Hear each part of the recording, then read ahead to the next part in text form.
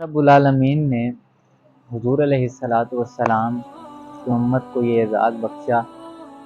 اور اللہ نے حضور علیہ السلام کی امت پر اتنے کرم، اتنی نوازشیں، اتنی عنایات کی کہ اگر ہم اس چیز کو دیکھیں اور ہم اس چیز کو سمجھیں تو قدم قدم پر اللہ کے حبیب کی وجہ سے ہم پر بڑی نوازشیں ہیں۔ جب حضور علیہ السلام معراج پر تشریف لے کر گئے تو اللہ رب العالمین نے کئی مرتبہ حضور علیہ السلام سے پوچھا کہ اے حبیب، مانگ تو کیا مانگتا ہے، تو جو مانگے گا میں عطا کروں گا۔ لیکن اللہ کے حبیب کا امت سے اس قدر پیار تھا اور امت کا درد اتنا تھا کہ اللہ کے حبیب نے ہر بار سوال کے اوپر ایک ہی چیز مانگی، اور وہ یہ تھی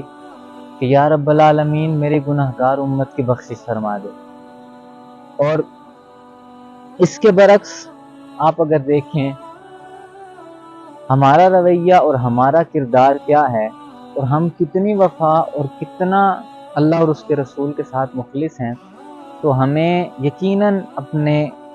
معاملات پر اور اپنا جو اللہ رسول کے ساتھ تعلق ہے اس پر شرمندگی ہوگی۔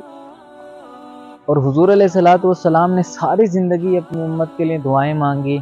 ساری زندگی اپنی امت کی بخشش کے لیے دعائیں مانگی، اور اللہ